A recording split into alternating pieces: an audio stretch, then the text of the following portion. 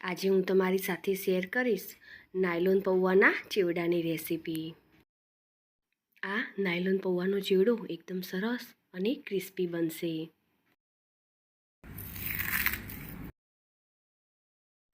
મારી રેસીપી તમને ગમતી હોય અને હજુ સુધી સબસ્ક્રાઈબ ન કરી હોય તો લાઈક, શેર અને સબસ્ક્રાઈબ કરજો। એકદમ સ્વાદિષ્ટ અને ઝટપટ બની જતો તેવો નાયલોન પૌવાનો ચેવડો બનાવવાનું શરૂ કરીએ। તો સૌથી પહેલાં આપણે નાયલોન પૌવાનો ચેવડો બનાવવા માટે નાયલોન પૌવા લઈશું।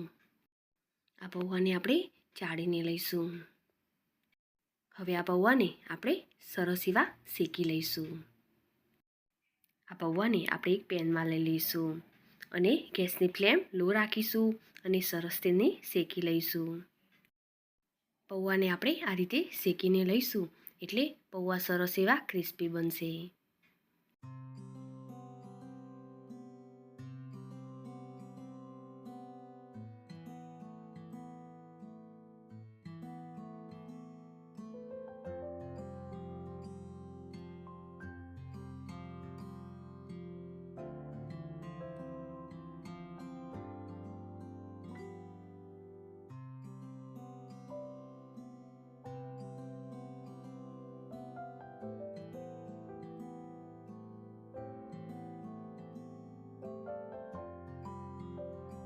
થોડા પૌવાને લઈને આપણે તેને ચેક કરીશું।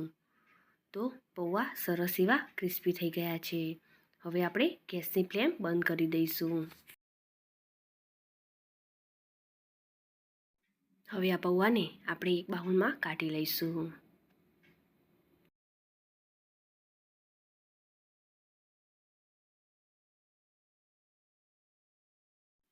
પૌવા થોડા ઠંડા થશે એટલે આ રીતે સરસ એવા ક્રિસ્પી બની જશે। હવે આપણે સિંગદાણાને તળી લઈશું અને કાજુને પણ તળી લઈશું। થોડા મીઠા લીમડાના પાન અને થોડા દાળિયાની દાળને પણ આપણે તળી લઈશું અને થોડા લીલા મરચાંને પણ આપણે તળી લઈશું। આ બધી વસ્તુનું માપ તમારે ટેસ્ટ પ્રમાણે લઈ શકાય। હવે આપણે એક પેન લઈશું અને તેમાં 3 ચમચી જેટલું તેલ ગરમ કરીશું। તેલ ગરમ થાય એટલે તેમાં જીરું અને હિંગ ઉમેરીશું અને તેમાં 1 ચમચી જેટલી વરિયાળી અને 1 ચમચી જેટલા તલ ઉમેરીશું। હવે બધી જ વસ્તુને સરસ રીતે મિક્સ કરી લઈશું અને તેમાં અડધી ચમચી જેટલી હળદર ઉમેરીશું અને સરસ રીતે તેને મિક્સ કરી દઈશું। હવે અહીં આપણે ગેસની ફ્લેમ બંધ કરી દઈશું અને તેને આપણે શેકેલા પૌવામાં ઉમેરી દઈશું। આ પૌવામાં વરિયાળીનો ટેસ્ટ એકદમ સરસ લાગશે।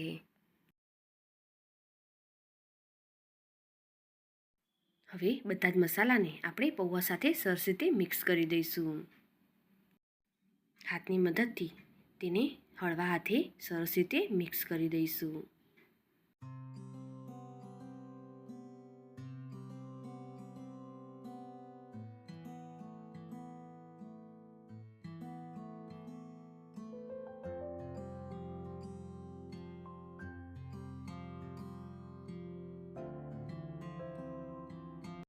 હવે તેમાં 2 ચમચી જેટલી ખાંડ ઉમેરીશું।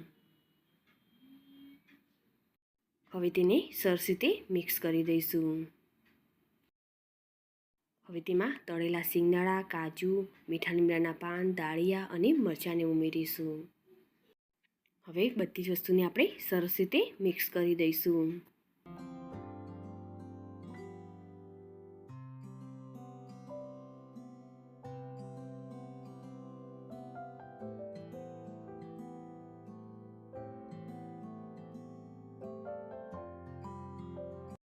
હવે તેમાં સ્વાદ પ્રમાણે મીઠું ઉમેરીશું અને મિક્સ કરી દઈશું।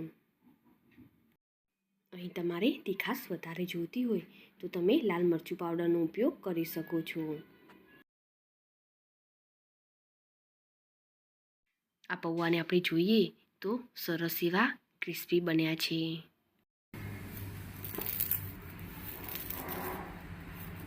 તો તૈયાર છે સ્વાદિષ્ટ અને ક્રિસ્પી એવો નાયલોન પૌવાનો ચેવડો।